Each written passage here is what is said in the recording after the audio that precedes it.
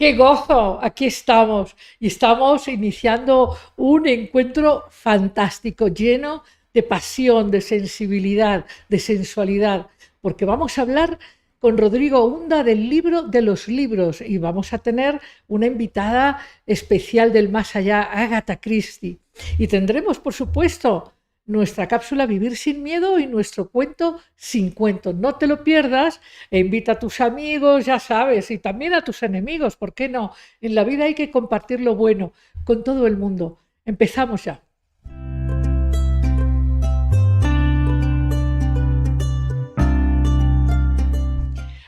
Vivir sin miedo. ¡Qué elección fantástica! Yo sé que a veces discutimos acerca de las virtudes del temor, que nos prepara para situaciones difíciles, nos pone en alerta, pero, pero aquí en Amar Abierto yo te propongo vivir sin este miedo neurótico que nos hace estar defendidos constantemente ante la vida, ante los otros, porque ese miedo es un miedo absolutamente destructivo. Y nosotros apostamos por vivir en confianza con lo que somos, en confianza con el ser profundo que tú eres y con esa luz maravillosa que puedes traer y experimentar. Para eso, la sugerencia hoy, para vivir sin miedo, es que nutras tu alma. Porque a tu alma, a mi alma, a nuestra alma, le encanta la experiencia de la vida. Y no necesariamente las experiencias fáciles. A veces a nuestra alma también le gusta cruzar el miedo y le gusta atravesar dificultades y salir triunfante. Pero una cosa que aprecia tu alma como la más preciosa es la sensualidad que te permite apreciar la vida física, esa sensualidad que te permite apreciar los aromas, el aroma del café, el aroma del pan recién horneado, el aroma de tu casa o de tu ser querido, pero también estas experiencias humanas que encontramos en el arte, en la pintura, en la escultura, no me digas en la literatura. Y hoy vamos a regocijarnos con esa profunda sensualidad que tiene el encuentro con otro a través de su palabra, de su narrativa. Y eso se vuelve apasionante.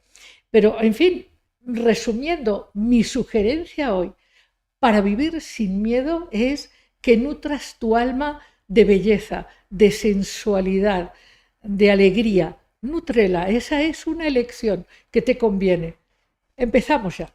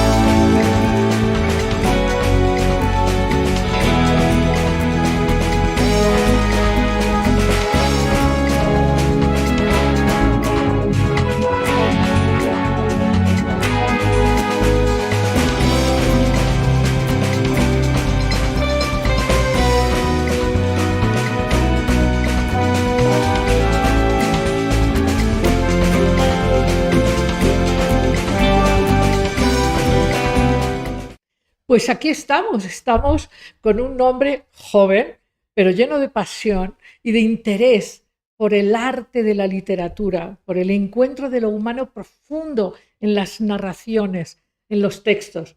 Y yo estoy encantada, Rodrigo Hunda, encantada, feliz. No, yo también muy emocionado de estar aquí para platicar de libros, como lo mencionábamos hace rato. Es una pasión gigantesca la que tenemos y es todavía mucho más bonito compartirla con los demás. Bueno, yo te debo confesar que hace mucho tiempo, cuando iba a casas de amigos o de familiares o X, y yo veía que no tenían libros, yo decía, ¿pero qué les pasa? ¿Se puede vivir así? Y yo veo que cada vez más las casas de las personas no tienen libros.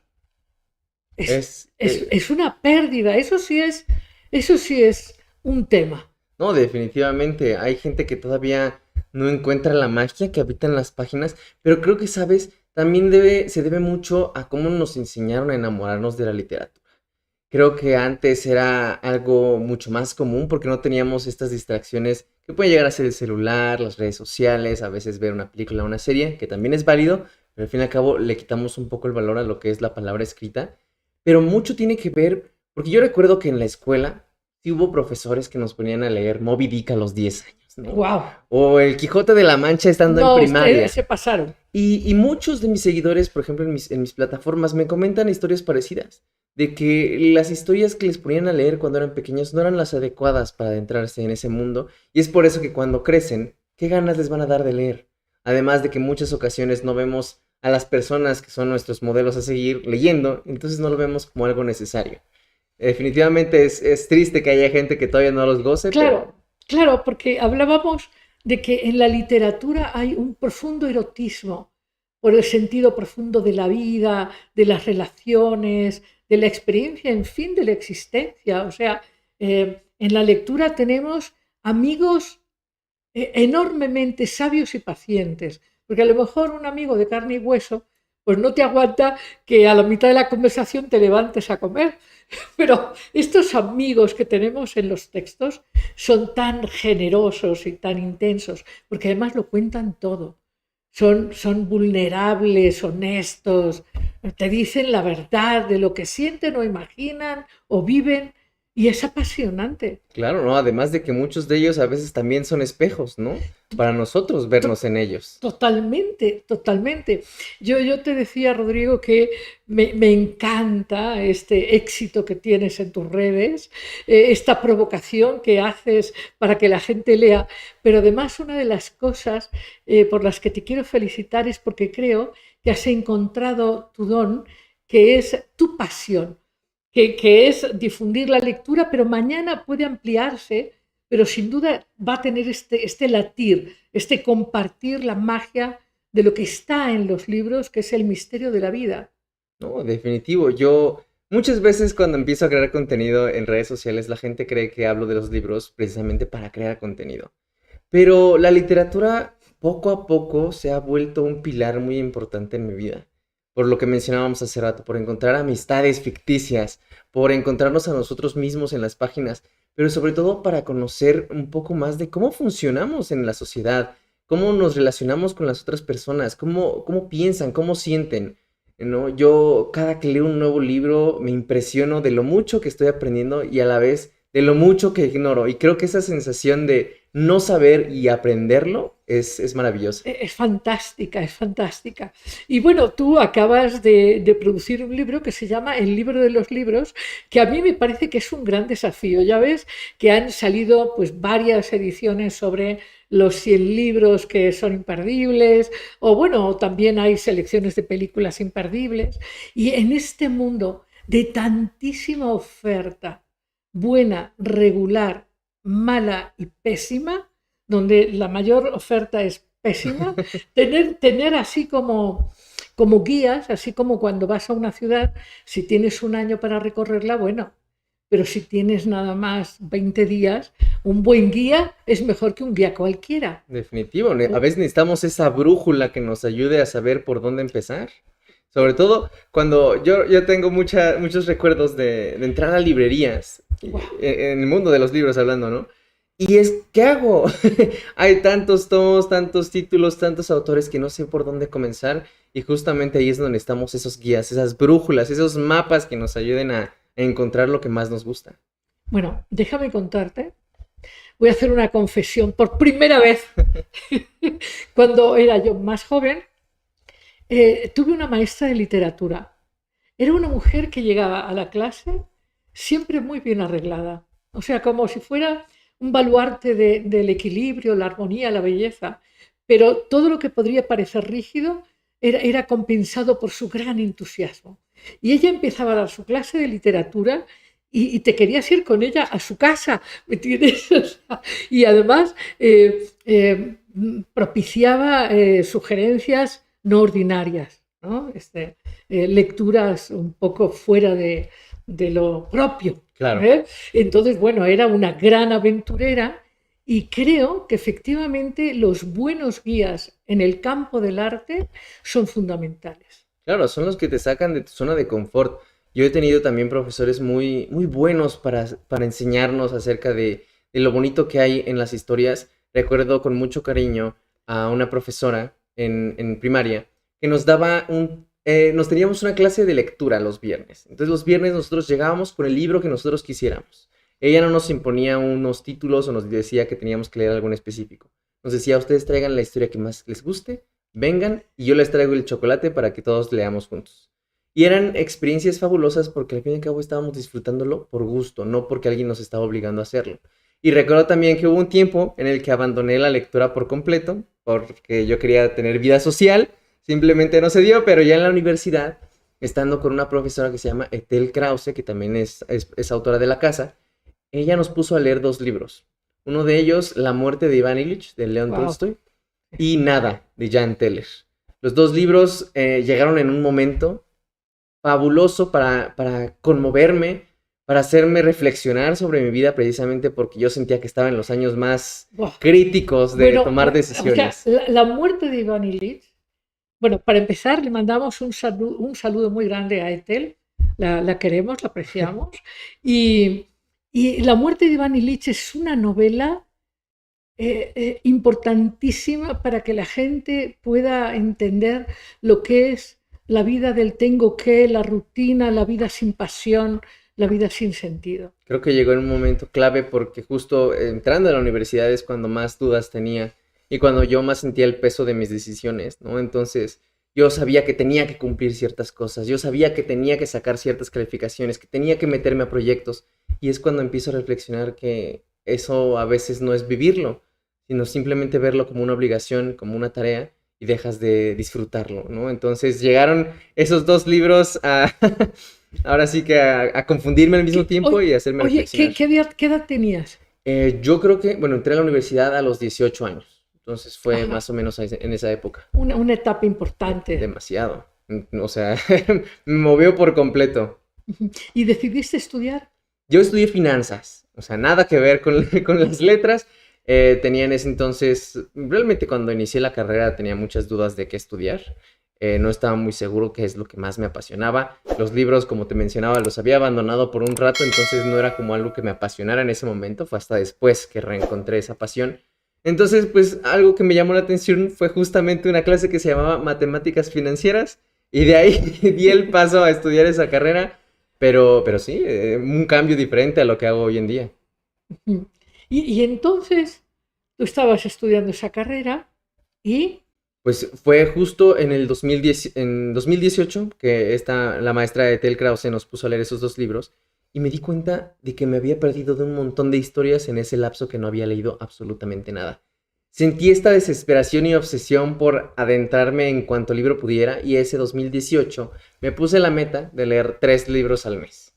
Muy bien, 3 libros al mes, dije, un libro por semana. Está accesible, está fácil, entre comillas, porque para esto era complicado. Claro, depende del texto, ¿no? Y por combinarlo con las clases y las tareas escolares, ¿no? Ese año lo cumplí, llegué a leer 40 libros, yo me sentía... ¡Wow! ¡Wow! O sea, es como, ya soy la persona más culta del planeta, ¿no? Y fue en el 2019 que ya habiendo agarrado el hábito, empecé a aventurarme con libros un poco más amplios. Obviamente todavía me enfocaba mucho en la lectura popular, ¿no? En los libros bestsellers, no tanto en tal vez libros clásicos o en ese ámbito. Porque al fin y al cabo lo que necesitaba era adentrarme con algo que me atrapara la atención. Fue en el 2019 que ya me adentré un poquito más en libros amplios, en libros un poco más complejos. Y fue para el 2020 que comencé con la cuenta de cartas de un lector porque, terminaba un libro y me sentía frustrado porque no tenía con quién conversar. Exacto, desde lo profundo, lo intenso, que es un tema, ¿eh? Oh, durísimo. Aparte, también yo quería criticar a los personajes y no tenía con quién chismear de eso, ¿no? Entonces fue que comencé con la cuenta con esa intención de hacer amistades lectoras. Me di cuenta de que las comunidades eran amplias. Y no solo eran amplias, sino que eran ya antiguas. Desde el 2010 aproximadamente iniciaron las primeras comunidades en internet de libros en YouTube. Después siguieron en Instagram, ahora están también en TikTok, están en Twitter, están en todos lados. Y eso es algo muy bonito porque me ha permitido conocer nuevos títulos, nuevos autores, pero sobre todo nuevas perspectivas, que eso es lo que yo más... Nuevas miradas. Nuevas miradas, es lo que más se debe de apreciar de la literatura. Y ya fue aproximadamente ese año que me di cuenta que era algo que quería hacer, dedicarle mucho más tiempo. Todavía estaba en la universidad cuando inicié el proyecto, entonces requería muchísimo de mi tiempo. Me gradué y me dediqué completamente a eso porque estaba logrando que la plataforma creciera. Y una de mis metas, iniciando el proyecto, fue hacer que el número de libros promedio al año creciera. Yo investigué por mi cuenta precisamente para hacer una publicación y me di cuenta en un estudio del INEGI que leíamos 3.1 libros al año. El año pasado me fijé, ya es 3.9, que aunque no es gran cambio, Pero es ya es algo. mejor. Entonces yo me siento muy contento de ver cómo la gente poco a poco encuentra esa magia que yo encontré cuando era pequeño y al mismo tiempo cuando entré a la universidad. Pero fíjate, si te pones a mirar un poquito, toda experiencia humana resulta de una narrativa, la que quieras contar. Desde el que te recomienda unas tlayudas en no sé qué pueblo, hasta el que te dice lo que le sucedió una noche de lluvia en medio de la carretera yendo hacia Morelos. O sea, las experiencias humanas requieren riqueza en la transmisión, Sí, no, en la definitivo. comunicación. A veces es esta necesidad de sacar esas emociones o sacar estas historias que tenemos tan pegadas que se crean nuevas historias, nuevas narrativas y eso es lo increíble, ¿no? De Sí. descubrir de los autores. Oye, por cierto, ahora que hablábamos de que teníamos que invitar a alguien del más allá que hubiera fascinado, ¿no? Y que hubiera abierto la inteligencia, en fin, y tú dijiste, pues que sea Agatha Christie. Y entonces dijimos, pues que venga Agatha Christie. Y aquí está, Agatha Christie está llegando como aplaudiéndonos desde el más allá por seguir ciertamente caminos por ella abiertos. ¿Qué te fascina de Agatha Christie? Lo misteriosa que llegó a ser, así como sus relatos, sus historias. La verdad yo admiro muchísimo el talento que tenía para atrapar a sus lectores, para hacerlos sufrir al no poder adivinar quién era el culpable, al hacernos... Humildes. Es que, ¿sabes qué? Algo que me encanta de esta autora es el hecho de que en muchas de sus novelas usa una misma fórmula y aún así no puedes No la descifrar cuál atrapas. es el misterio. Además de que si tuviera la oportunidad de verla en persona directamente, me encantaría saber qué pasó en esa semana que desapareció, de cuando se enteró que su esposo la había engañado y se fue una semana sin saber nadie en dónde estaba. Al final apareció en un asilo y ahí estuvo, al parecer, pero nadie supo qué hizo y nada de eso. ¿No? Así es. Interesantísimo. Sí, una mujer que dominaba la Claro. psique humana, ¿no? Impresionante. Yo no sé, me gustaría que todos nuestros amigos y amigas que nos están viendo, que nos escriban y nos digan cuáles han sido las novelas más impactantes que les han movido, qué amigos han encontrado más en las páginas, ¿no? Y yo me imagino que muchos de ellos habrán leído a Agatha Christie. Bueno, yo me acuerdo de una época donde Agatha Christie era prácticamente mi tía. O sea, Y es que es la autora más vendida, bueno, sí, autora mujer más vendida del mundo. O sea, y ha roto récords en a cuántos idiomas se ha traducido su obra. Entonces es sí. impresionante. Y si no has leído a Agatha Christie, Lo has leído, o sea, lo has es tu leído. obligación. Eso sí es obligación y tarea porque realmente encuentras algo apasionante Pero en cada uno de es sus relatos. interesante leer a Agatha Christie porque alguien podría decir, bueno, pues estas novelas no son profundas. Y yo digo, no, porque el modo en que describe los personajes, sus debilidades, sus enfoques, bueno, es Y en extraordinario. pocas páginas te logra desarrollar un personaje a un nivel Bueno, profundo, conocer su psicología a detalle. ajá, entonces realmente es apasionante. No, es genial. Yo justo este año tengo un club de lectura de Agatha Christie, donde nos reunimos, bueno, ahorita están registradas más de 300 personas Y es fascinante ver cada uno las perspectivas que tienen. Y aún así como un pequeño porcentaje de esas personas son las que logran adivinar al culpable. Y la verdad yo las admiro porque hasta ahora yo todavía no he podido. Oye, déjeme decir, a veces, no sé, te debe haber pasado quizás en algunas películas que cuando estás ya a la tercera parte de la película ya sabes qué va a pasar y cómo va a pasar.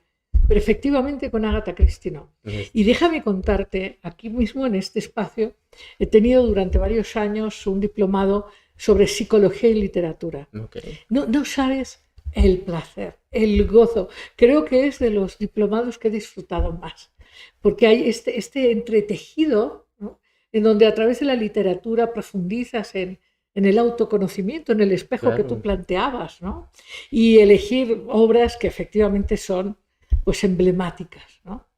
No, es fascinante porque más allá de conocer una historia o un personaje, estás conociendo al propio autor, ¿no? Yo la verdad es que en muchas ocasiones, mientras voy leyendo a Agatha Christie, en ciertos diálogos, en ciertos personajes, aquí está ella. Aquí está ella. Es ella la que está Oye, escribiendo. Pero ahora que nos estabas contando anécdotas de Agatha Christie, cuéntanos un poco tu mirada sobre ella, sobre su estilo de vida, sobre sus conflictos que tenía, sobre esta reacción ante el machismo infiel. Yo siento que Agatha fue una persona que tenía mucha seguridad en sí misma. Desde pequeña pues tenía como esta profesión de la enfermería. Y es por eso que sabía tanto de venenos, ¿no? Y por eso es que en su primer libro, el misterioso caso de Styles, lo utilizó con una maestría fabulosa. Yo, esta anécdota que mencionaba, donde ella desaparece por una semana, he tratado de investigar mucho de ella, pero nuevamente sigue siendo un misterio para todos, porque nadie sabe qué hizo en esa semana. Lo más curioso, y para seguir conociendo la psicología de ella, es que el nombre con el que se registró en este asilo, en donde se hospedó por este tiempo, fue el nombre de la mujer con la que la engañó su esposo. Entonces, ha sido fabuloso leer un poco más de ella. Me encantaría leer la autobiografía que ella misma escribió. Simplemente no la he podido conseguir porque es difícil de adquirir. Pero me parece una mujer que tenía poco conflicto para narrar historias, porque al mismo tiempo conocía muchas partes del mundo. Y conocía muy bien a las personas porque justamente al ser enfermera se topó con mucha gente que le contaba sus propias historias, que ella veía en sus ojos, en sus miradas, pues el dolor que los acongojaba, ¿no? Entonces yo creo que eso fue algo muy fácil para ella de escribir en los libros y pues obviamente aún así siento que ella no fue de esas personas que con la fama cambió, simplemente se dio la oportunidad de escribir más. Sí. Un día tendríamos que hacer, Rodrigo, un programa sobre mexicanas, grandes escritoras mexicanas. No, definitivo, hay muchas. Hay muchas. Muchas y a lo largo de todas las décadas y siglos han habido demasiadas. Sí. Una mujer independiente y, en fin, Rosario Castellanos. Y, en fin, muchas, ¿no? Pero bueno, hablando, hoy nos acompaña aquí Agatha Christie, la honramos. Además, Agatha Christie tiene una facilidad para meterte en la aventura, para llevarte de viaje a otro lugar, a otro medio. Tiene una enorme facilidad. Claro, yo recuerdo la primera vez que leí Muerte en el Nilo. Es ir allá. Wow. Y es maravilloso porque en muchas ocasiones uno cree que el asesinato es la parte principal de sus historias. Sí, pero... y la verdad es que no. Lo más importante es qué detona el asesinato y qué sucede después, ¿no? Y esa descripción también hecha, claro, de los lugares, los países, los personajes. Las propias emociones, ¿no? El rencor, la ira, la culpa. La mentira. La mentira, la traición. Creo que son cosas manipulación. Y la manipulación. Y sobre todo, uno de mis personajes favoritos, Hércules Poirot, que su personalidad me parece simplemente... Híjole, embriagante de leer. Sí, lo admiro muchísimo, tanto al personaje como a Agatha. Oye, ¿y otros autores fascinantes para ti? Uy, la verdad es que a lo largo de estos años me he entrado en muchas plumas. Yo creo que de los que más admiro y de los que mis libros favoritos son contados con la mano. José Saramago, con Ensayos sobre la ceguera, un Ajá. fascinante relato de cómo funcionamos como sociedad y qué es lo que pasaría en un mundo distópico. Pero también hay dos plumas contemporáneas que me parecen fabulosas. Guillermo Arriaga, con El Ajá. Salvaje, hace poco Sí, leí ese libro, sí. y Salvar el Fuego, premio Alfaguara 2020. Y Sofía Segovia, con El murmullo de las abejas y peregrinos. Esos tres autores, junto con Agatha Christie, han sabido conmoverme y hacerme también sufrir con algunos de sus relatos. Pero realmente admiro a muchos autores y me he dado la oportunidad de meterme mucho más a la literatura mexicana en estos últimos meses. Hay autoras como Almadelia Murillo, que escriben unos relatos junto con Liliana Bloom fascinantes, pero Sí. también está Dalía de la Cerda. Simplemente yo hace poco fue que, bueno, hace poco, hace ya unos cuantos años, pero sí ya poco a poco me he metido de lleno en la literatura mexicana y hay mucho talento. Muchísimo talento. Muchísimo talento. Eliana Bloom, espero que venga pronto, No, ¿no? fabuloso todo lo que escribe. Ajá, ajá. Oye, pero bueno, digamos, quizás por distintas razones, pero Oscar Wilde, Oscar Wilde, claro, el retrato de Dorian Gray. Y fíjate, hace poco leí El fantasma de Canterville. ajá, Híjole, no, ese relato, te juro que me sacaba unas carcajadas y al mismo tiempo me hacía reflexionar. Fue de mis mejores lecturas del año pasado. Lo disfruté muchísimo y es que con pocas páginas ajá, te mete de lleno a la historia. Aparte de que la premisa, buenísima, ¿no? Un fantasma que poco a poco se va, adueñando. os va perdiendo toda esta sensación de felicidad y al fin y al cabo ya está muerto y aún así tiene emociones y las transmite y no sé, es un relato que disfruté muchísimo leer. Oye, y estaba pensando en Edgar Allan Poe. Edgar Allan Poe, claro que sí, también. No he leído tanto de él, pero por ejemplo El gato negro, Ajá, una historia preciosa también si estamos hablando de terror. Lovecraft, ¿no? Con el Lovecraft, Cthulhu, claro. híjole, son unos relatos, creo que disfruto más de leer a Lovecraft que de Poe, porque Lovecraft puede ser un poquito más descriptivo Sí, en las sí, escenas, sí. y no sé, aparte Más envolvente. escuché un audiolibro de varios de sus relatos y venía con sonido inmersivo, entonces de que se escuchaban los gritos, el sonido del mar y todo fue fabuloso para mí, entonces creo que tengo una mejor impresión por el Ah, momento de él. ok. Oye, justo en tu libro de los libros, que es esta guía extraordinaria para quien dice, bueno, pues yo quiero meterme en este territorio que tiene tantísima riqueza, que además es súper accesible, porque hoy, por mucho que cueste un libro, cuesta mucho menos que otras cosas bastante menos valiosas, Claro. ¿no? Entonces, alguien que diga, bueno, pues yo quiero aprender. Y entonces yo digo, pues tienes que leer el libro de los libros de Rodrigo Unda. Y ahí tú planteas varias cosas. Por ejemplo, bueno, una cosa que sí sabemos, planteas como en una casa donde se lee, donde los papás leen, pues los niños van a leer y planteas estadísticas. Cuéntanos un poco. Claro, pues prácticamente todos estos ensayos, cuando los empecé a estructurar para saber qué es lo que iba a haber dentro del libro, quise pensar mucho, recordar mucho todo como yo lo viví.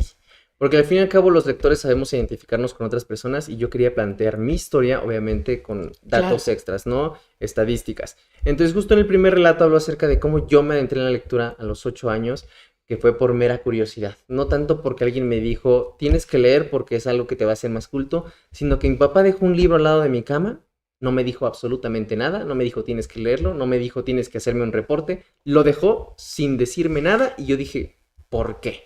Voy a leerlo. Entonces creo que muchas veces nos acercamos a los niños a que lean de las maneras equivocadas porque creemos que como así nos funcionó a cierta edad ya de adultos, les va a funcionar igual a los niños. A mí, yo le tengo mucho cariño a mis papás precisamente por eso, porque desde pequeños supieron hacerlo. Ellos también leían bastante, entonces eso ayudó. Y justo en el libro, como tú lo mencionas, es una brújula para estas personas que quieren empezar a leer, pero también ya para como nosotros los ratones de biblioteca, que ya estamos experimentados, también van a encontrar cosas nuevas aquí.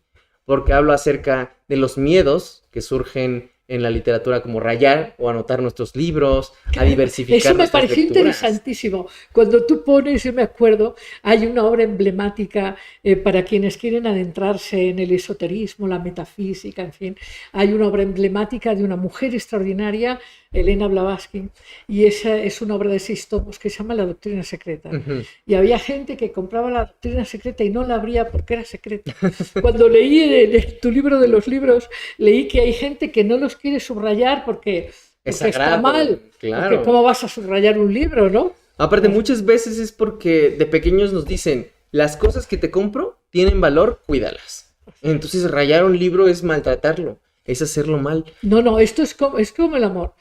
Si quieres a alguien, lo tienes que abrazar, no puede ser Exacto. que no lo toques. Porque a miedo a maltratarlo, ¿no? Al fin y al cabo es... Hay que abrazar. Claro. Y abrazar un libro es subrayarlo, ¿no? Anotar, marcarlo, absolutamente todo. Entonces también hablo acerca de eso, hablo acerca también de cómo las redes sociales han creado comunidades literarias que antes no podían existir a menos de que se juntara la gente en persona. Ahora existe Zoom, ¿no? Y la gente de todo el mundo se puede unir para platicar acerca de un libro. También hablo acerca de cómo las mismas redes sociales han impactado en la mera industria editorial. Aunque déjame decirte que sentarse en un grupo con presencia total a discutir un libro y lo que produce vivamente, a mí me sigue apasionando. No, es que es precioso, claro, o sea, obviamente nunca va a esperarse una plática frente a frente, pero al fin y al cabo lo padre de la tecnología es que logra acercar a la gente, ¿no? He tenido clubes de lectura en donde llega gente hasta de Reino Unido. Entonces creo que eso nos permite justamente lo que hablábamos hace rato, abrirnos a más perspectivas.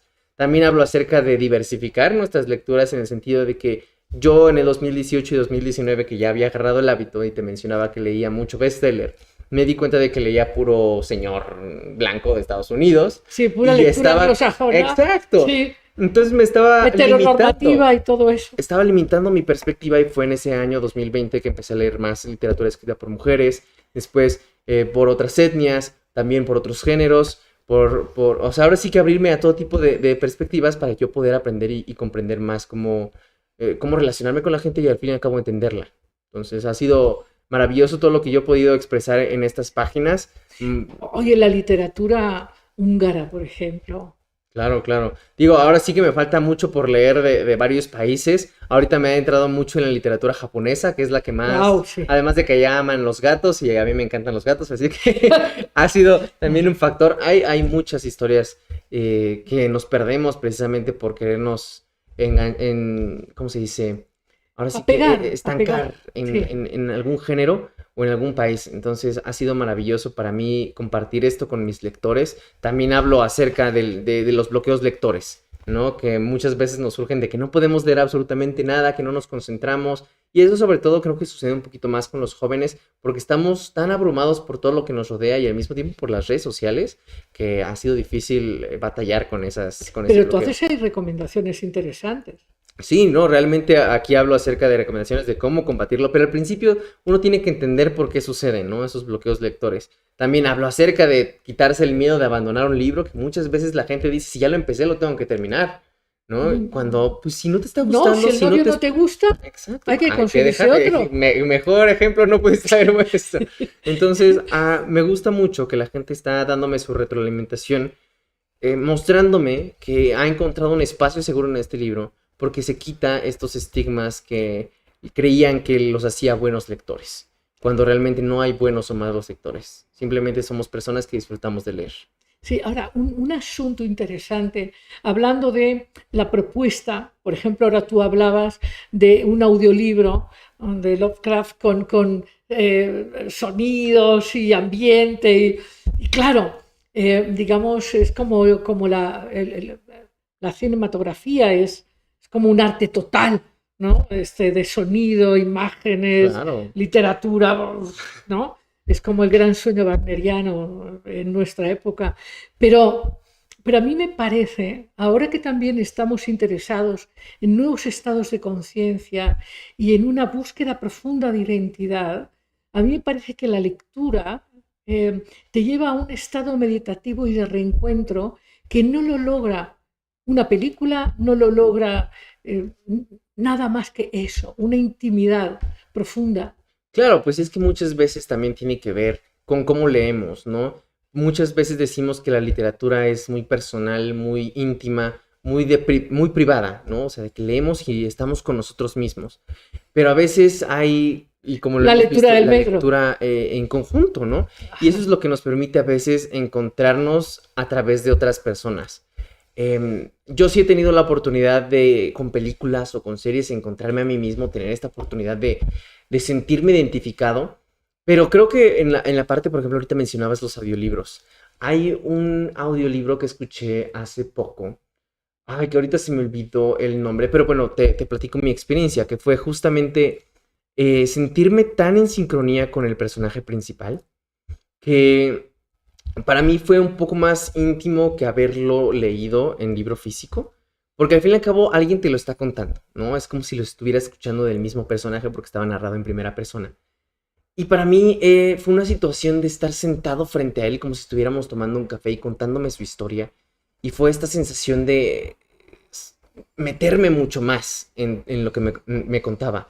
Entonces creo que la literatura se puede vivir de muchas formas y eso es lo que la hace tan atractiva para nosotros los lectores. Tan maravilloso. Sí, fabuloso. Entonces, justo también hablo acerca de eso Pero aquí en el libro. yo insisto en que la experiencia de estar con uno mismo, con un libro, hace que cuando estás con otros, tu participación sea muchísimo más dinámica.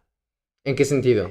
Porque, por ejemplo, si tú lees un libro compartido en conjunto, tu mirada puede ser contaminada hasta cierto Claro, punto, a diferencia de cuando es enriquecida. Porque cuando tú ya lo leíste, tú ya tienes, tu imaginación ya se desarrolló. Tú ya desarrollaste una perspectiva, una serie de imágenes. Tú podrías ser el creador de la película del libro. claro, Y entonces te juntas con otros y entonces cada uno te va contando su mirada y se vuelve un gran enriquecimiento. claro. Pero Sobre, porque tú ya has construido una lectura. no, definitivo, yo tengo muy presente un ejemplo aquí que también está narrado. Cuando leí Kim Ji-young, nacida en 1982, ¿no? Un libro que retrata la vida de esta mujer si no me equivoco, es Japón. Y pues obviamente Japón todavía sigue siendo bastante arcaico y machista y patriarcal. Entonces tuvimos una reunión después con varias personas que se habían unido al club de lectura. Y ahí fue donde pude enriquecer mucho más mi mirada, porque al fin y al cabo, como hombre jamás voy a entender lo que han vivido las mujeres, ¿no? Desde muy pequeño he vivido con ese privilegio y para mí era muy importante conocerlo, no nada más a través de los libros, sino también de las perspectivas reales de las mujeres con las que convivo y con las que se pueden unir a estos espacios. Entonces ha sido fabuloso para mí enriquecerme de esa forma que de otras maneras no hubiera podido. Entonces, podríamos hablar aquí de muchos libros. ¿Te conoces la historia de Iván Osoquín? No. Bueno, te voy a contar. La historia de Iván Osoquín es una historia que narra la vida de un buscador que tiene varias vidas y en cada vida repite lo mismo, lo mismo, lo mismo, y quiere cambiar y no logra cambiar. Y en fin, es una obra muy conocida para los buscadores ya sabes, de estados de Ajá. conciencia, en fin. Entonces es una obra divertida, pero te contaba ahora esta historia al hilo de algo que habías tú comentado. Se me fue el santo al cielo porque algo te quería decir al respecto. En fin, que nos podríamos pasar muchas horas hablando de este libro y el otro y tal, ¿no? Porque es apasionante, No, es maravilloso. apasionante. Hoy, por ejemplo, hablé con un hombre que decía, necesito explicarle a mi hijo que la cultura es importante, no se puede ir por la vida sin cultura y a mi hijo no le interesa la cultura. Estaba frustrado. Y es verdad, yo creo que la cultura es muy importante porque te permite eso, intercambiar perspectivas de la vida, en fin, ¿no? Ser más empáticos sobre todo, ¿no? O sea, Bueno, entender otras vidas que funcionan distintas a las nuestras, entender nuestros propios privilegios, cuestionarlos, sobre todo porque muchas veces, pues sobre todo en la TAM, ¿no? Muchas decisiones se toman tomando las opiniones o las perspectivas de cierto grupo de personas en vez de tomar en cuenta las de toda la población. Y es precisamente porque no nos cultivamos lo suficiente para conocer cómo viven esas personas. Entonces, definitivamente para mí ha sido abrir los ojos, ¿no? Adentrarme en más literatura. Porque justo, nuevamente retomando el caso de Kim Jong-un, nacido en 1982, y otros libros como La hija única de Guadalupe Nettel, libros como Liliana Bloom, que narra en El monstruo pentápodo una historia súper perturbante de un pedófilo. O sea, es al fin y al cabo entender todas las perspectivas de nuestra sociedad, las buenas, las malas, o al menos como nosotros las percibimos, para saber cómo las otras personas viven sus propias vidas y también para no afectarlas o para no dejar que nuestras acciones las afecten. Totalmente de acuerdo. Y del hilo de lo que dices, ¿hasta dónde se puede viajar con un libro? Creo que no hay límites al viajar con un libro. Realmente, bueno, sí, los que tú mismo te pongas.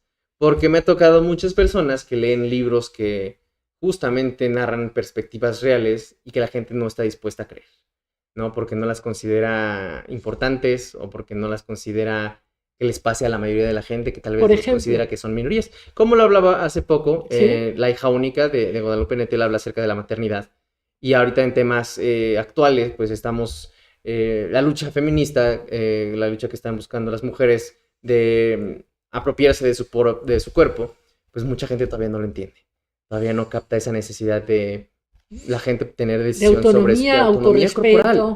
Exacto. Entonces, cuando la gente lee este tipo de libros, se queda estancada en su misma perspectiva de que debe ser como antes.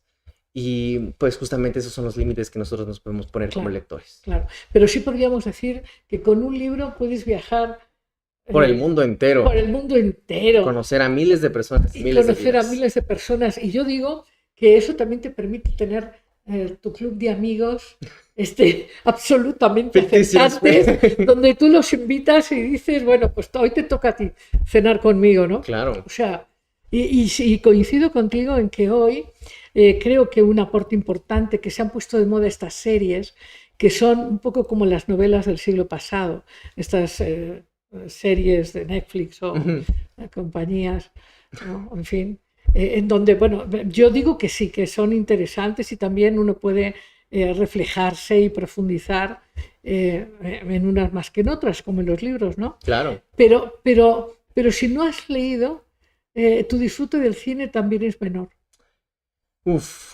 Siento que depende mucho. Yo en mi caso he tenido la oportunidad de crecer disfrutando todos tipos de arte, porque el cine también es algo que me apasiona muchísimo. ¿Es verdad? Claro, no a la par que los libros, porque con los libros yo me siento un poco más capaz de tal vez reflexionar más. Al fin y al cabo hacen muchas más descripciones, profundizan más en las historias, cosa que en el cine tal vez no se puede porque pues tienen el límite de la duración, ¿no? Pero creo que he encontrado historias también fascinantes que reflejan a la sociedad. Hay una película que me encanta que se llama Parásitos, que ganó el Oscar hace unos cuantos años. Wow. Bueno, ¿y viste la serie Los Juegos del Calamar del mismo Los autor? Juegos del Calamar. Es una historia fabulosa que ya pronto va a salir la segunda temporada. Que ya les no me digas. Sí. Yo al principio veía, pero me pareció tan interesante su capacidad de explicar el mundo en el que vivimos. Y con metáforas y alegorías. Wow. Ahora, yo sí supe pronto quién era. Sí, yo no me lo esperé. Y es que algo pasa con las artes, que tenemos esta necesidad, y me pasa mucho con Agatha Christie, de descubrir qué es lo que viene, de querer adivinar qué va a suceder en el final. Y muchas veces esos son los libros de misterio y suspenso, porque a eso es a lo que evocan, ¿no? Y por eso nos gusta tanto a los lectores. Pero una vez hice el experimento de leer sin hacerme expectativas de nada, sin tratar de adivinar absolutamente nada, y lo disfruté de otra manera, o sea, de otra manera, pero igual de increíble, porque justamente cuando nos dejamos sorprender es cuando sentimos más lo que nos quiere transmitir el autor. Totalmente de acuerdo, pero para mí, o sea, como que fue obvio, no porque yo quisiera, sino ya después cuando dije, claro. Era ¿no? obvio. Era obvio, ¿no? Pero pero qué creaciones. No, hay muchas formas de contarnos historias que impacten en nosotros, y la verdad es que es increíble lo que están haciendo en los últimos años, porque las historias cada vez se vuelven más interesantes. Claro, así como en la literatura va a haber series y películas que sean de puro ocio, ¿no? Que no aporten tal vez tanto, pero sean entretenidas porque son lo que queremos ver una tarde en el domingo que estamos queriendo descansar. Pero hablando de la película Parásitos que has traído aquí, ¿qué te impactó? Es que creo que todo este tema de las clases sociales no nada más es algo que es muy visible en nuestra sociedad, sino que la gente no la quiere ver, la diferencia de clases sociales. Y obviamente esto está desarrollado en Corea, pero creo que no es muy distinto a lo que vivimos acá. Justo hoy estaba viendo un video que hablaba acerca de los porcentajes de las clases sociales, y justamente la clase alta es 1.2% de toda la población aquí en México, que somos más de 130 millones.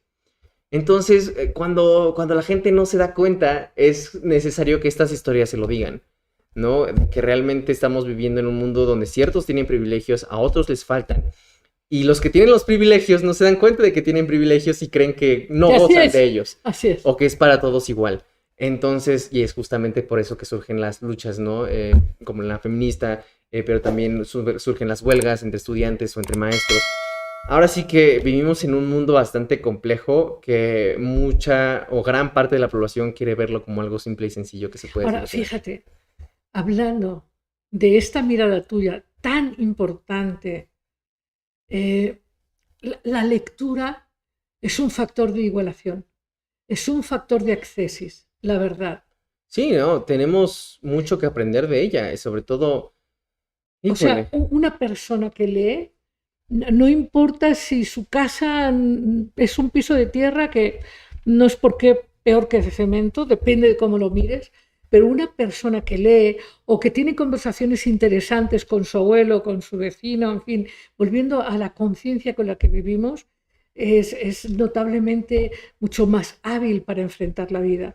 Yo sí creo que desarrollar hábitos de lectura cambia un país. definitivo, ya hemos mencionado, o es una frase muy común, ¿no? De que conoce tu historia para no repetirla. Creo que eso es lo que hacemos con la literatura. Aprender de nuestra historia, de cómo vivían antes. Hace poco surgió esta controversia, ¿no? De que querían cambiar ciertos libros de Roald Dahl y también los de Agatha Christie porque contenían contenido que tal vez no era apto, ¿no? Para Sí. ciertas personas. Y aunque estoy de acuerdo que en la literatura actual hay que tener un poco más de sensibilidad con ciertos grupos que se pueden ver afectados, al fin y al cabo es ficción muchas veces la Yo literatura. creo que esos son eufemismos, te voy a explicar. Yo no estoy de acuerdo, es un poco, de hecho ahora voy a publicar pronto un libro sobre los cuentos de hadas. Y hay en torno a los cuentos de hadas esta diatriba en que no, Caperucita es un cuento macabro. No, yo creo que los niños necesitan ir construyendo su propio mundo interno con imágenes arquetípicas que tienen los cuentos. Los cuentos tienen imágenes de lo bueno y lo malo y eso le permite a los niños procesar muchas experiencias que viven con sus papás los ogros. Claro. ¿Okay? ¿Me entiendes? Entonces, y a mí cuando me dicen, no, es que los cuentos, no, lo que la gente no entiende es que hay un lenguaje metafísico, arquetípico, que es universal y es, ¿no?, transpersonal, Claro. y que entonces todo esto de, no vas a hablar del cojo y no vas a hablar del ciego.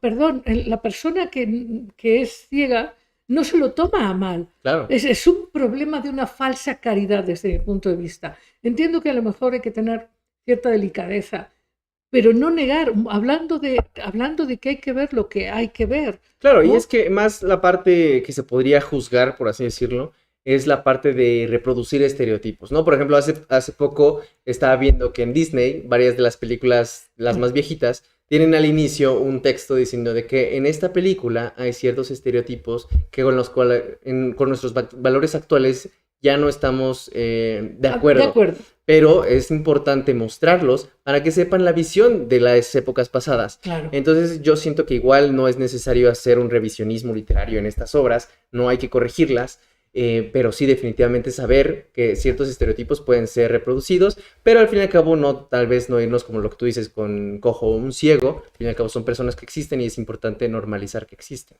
Pues sí.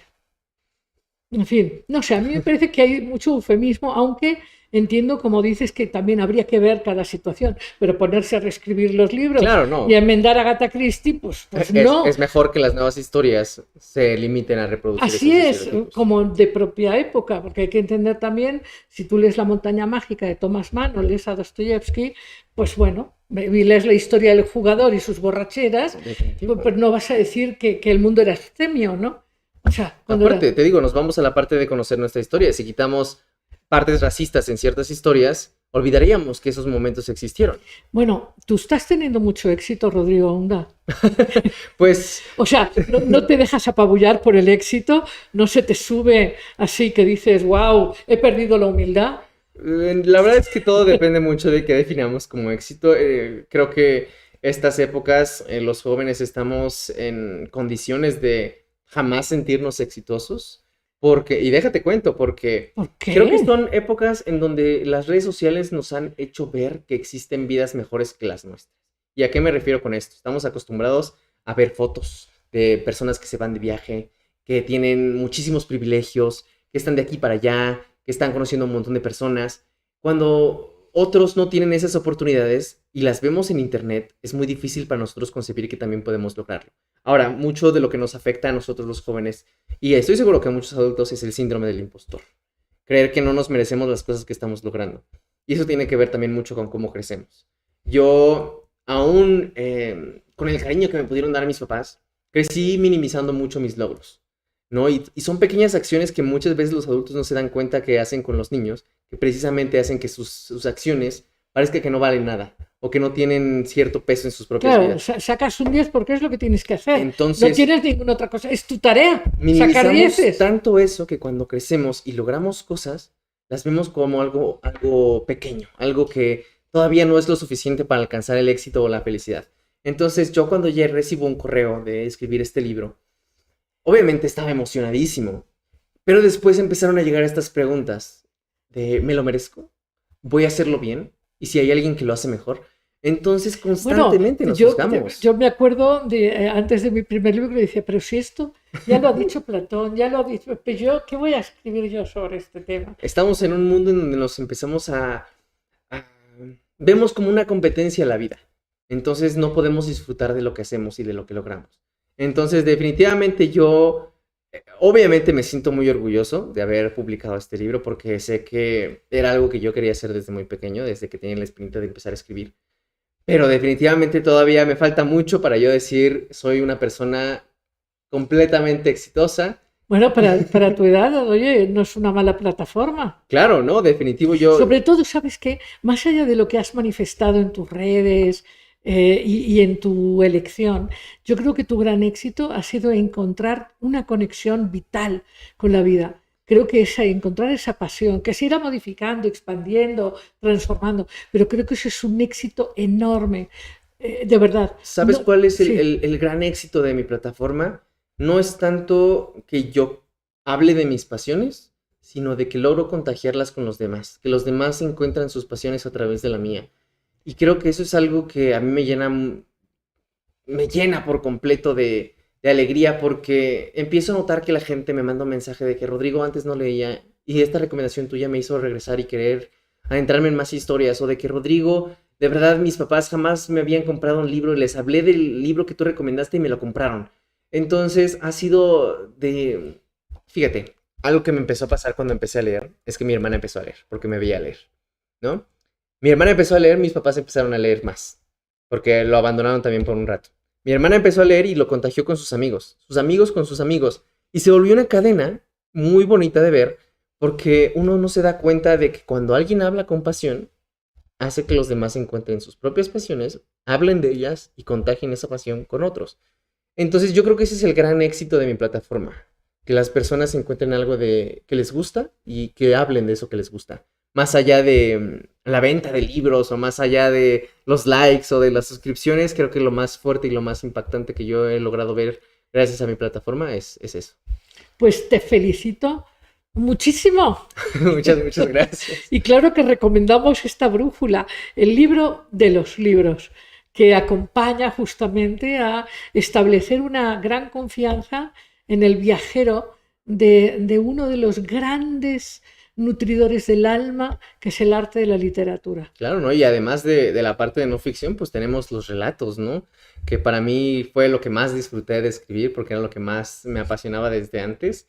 Y me encanta que en ellos pude poner personajes que me sorprendían conforme los iba escribiendo, conocer sus emociones de ira, de rencor, pero también de amor, De ternura, de nostalgia. Exacto, entonces en cada uno de los relatos, obvio hay partes de mí, pero al mismo tiempo hay partes de otras personas que he conocido en mi vida y que me han dejado cosas que aprender.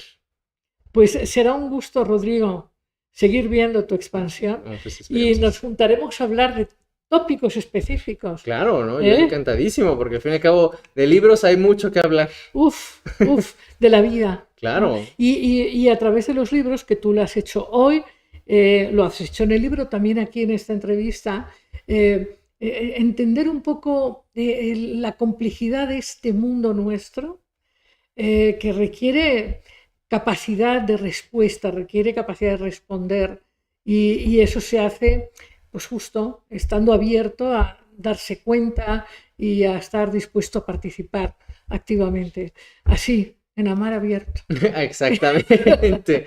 No, pues es de las maravillas que yo he encontrado en la literatura y que siempre espero que la gente termine encontrando. Muy bien. Pues hasta muy pronto, Rodrigo. No, pues muchísimas gracias por la invitación. Yo encantado de hablar de libros, así que de verdad yo feliz, yo feliz. Muy bien. Nos vamos, amigos, a Cuentos sin Cuento.